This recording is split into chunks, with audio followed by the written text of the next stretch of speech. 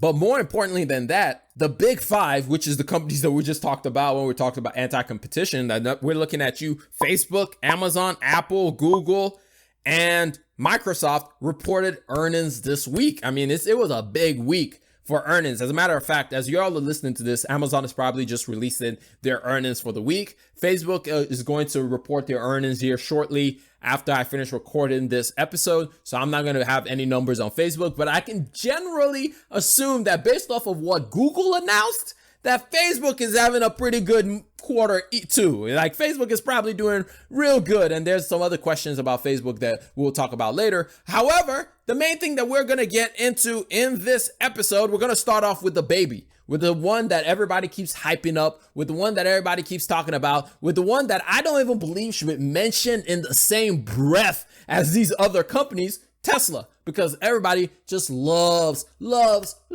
Tesla. And so we have to talk about Tesla. So let's get right into Tesla's earnings. Tesla, for the first time in their whole history, had a quarter where they brought in $1 billion in net income. Net income is the same as profit. So they brought in $1 billion in profit, which is up tenfold, which is up 10 times from this same time last year. This is extremely impressive. They've never done this before. It's extremely impressive, but you see why I'm looking at this and being like, yeah, y'all ain't anywhere close to what all these other companies are reporting. But anyway, they reported $1.45 earnings per share, which was greater than the expected 98 cents per share. Also, for revenue, they beat revenue estimates by about $600 million.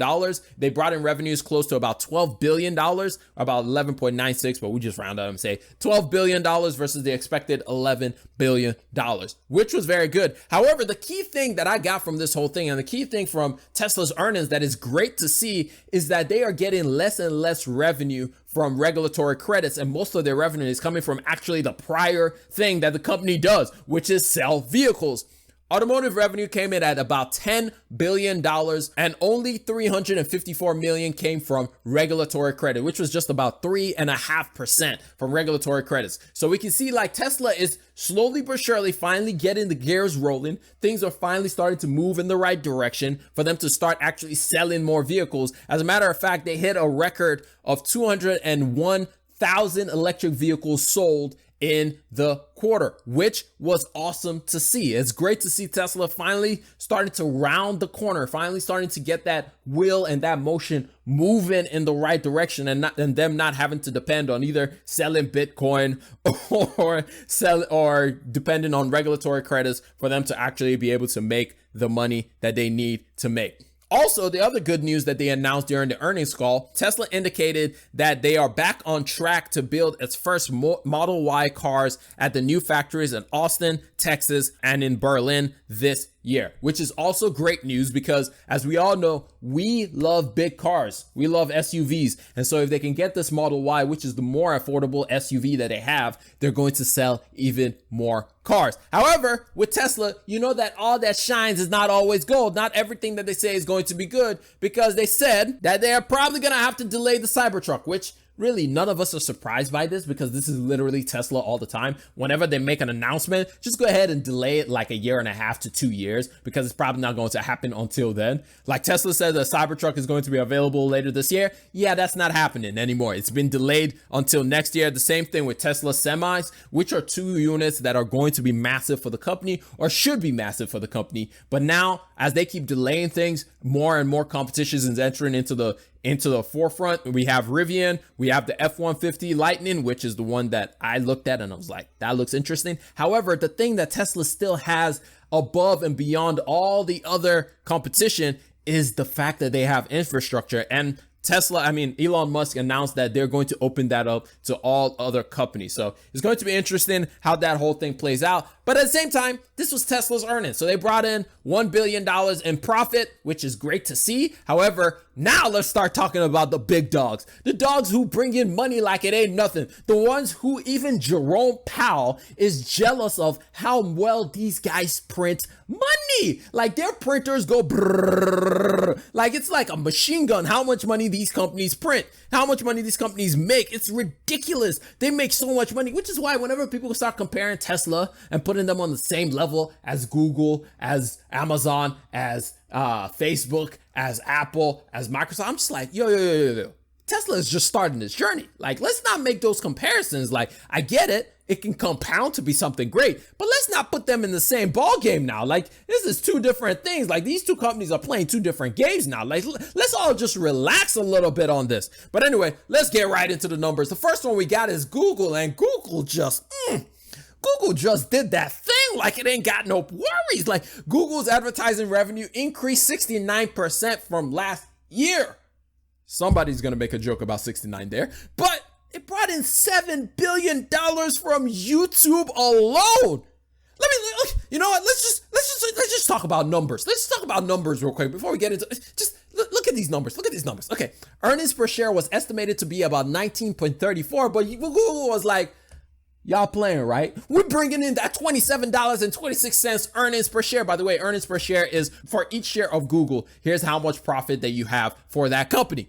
They brought in $27.26. That's very hard to do. Remember, we were talking about Tesla. Tesla is in the dollar range. Google is over here in the $30 range. This is just ridiculous. Revenues, they brought in $61 billion in revenue. We're talking about Tesla. Tesla was over there with 12. This is $61 billion in revenue. And this is profit. On profit alone, they brought in $18 billion in profit. $18 billion oh my, just like, yo. And then when we start digging into the numbers, we're like, that makes sense. That makes sense. YouTube revenue almost doubled in the year, bringing in $7 billion. Also, Google Cloud continues to grow. This is all you need to know about Google, first of all. Google is ads, and then cloud. Google Cloud brought in and continues to grow, and it actually grew, I believe it almost doubled as well to bring in about $4 billion in revenue. But the even bigger news is Google Cloud is losing less and less money. The cloud business had operating losses of $591 million for this quarter, a dramatic improvement from last year's losses of $1.43 billion. You have to remember as well, last year, Google was feeling the pain of the pandemic. A lot of companies canceled their advertising, and so Google was feeling the pain of the pandemic. But Google says, just like Big Sean said, last night took an L, but tonight I bounced back. Last night took an L, but tonight I bounced back. Like, they bounced back hard. Last year they lost, at the same time, they lost $2 billion. This year, they said, we're bringing in that money, making $18 billion. Oh, stop putting Tesla and Google in the same name. Like, that, it just bothers me. Like, put some respect on Google's name. As a Google investor, I'm very happy. I'm very happy. But yeah, so that's Google's earning. Moving on from there, let's go to the one that everybody just needs to bow down and ask them, how do you do it? How do you do it every single time? Every time people are like, oh, it's an old company, there's no way, they're just like, ha. Do you know who we are? Apple, that's what I'm talking about. Like, Apple just came out here and was like, oh, people don't like the iPhones? Here, let me show you 50% growth in iPhone sales. Like, what?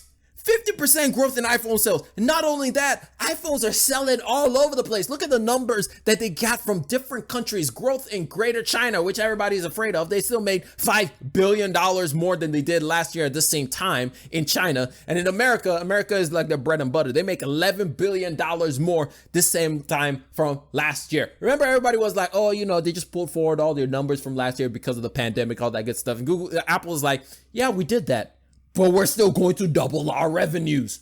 And Apple is just dominant. Like, Apple is so dominant. The two things that brought about the revenue increase, like I said, was one, people love their iPhones. People really love the iPhone 12. Like, they really love these iPhones. And also, they brought in a bunch of money as services starts to ramp up. People really like this show, Ted Lasso. I need to go check it out. A lot of people have told me about it, but Apple services continues to grow and continues to play a major part of their revenue growth. However, like with every single one of these earnings reports, just not everything was all shiny and good. Tim Cook said on the call that he expects supply strains to hamper their growth and their sales in the future. So, Even Apple is not completely immune to the effects of the COVID-19 pandemic. Moving on from there, let's talk about my favorite. You guys know the one. My favorite. Let's get right into my favorite, the one that I love the most, and that is Microsoft, who broke records this quarter. They brought in $60 billion for the fiscal year in profit. $60 billion in profit. This ain't revenue. We ain't talking about revenue. We talking about profit. We talking about $60 billion in profit, dog. Like, they brought in $60 billion on $168 billion of revenue. Whew. And for the quarter, they brought in $46 billion in revenue, which is an increase of 19% year over year. The two main drivers for this growth is cloud and Azure cloud. That's been the main areas for growth, as they saw a 34% increase in cloud growth, which is just wonderful for me. It's wonderful for me to see Microsoft continue to steal market share away from Amazon and AWS. It's just great. It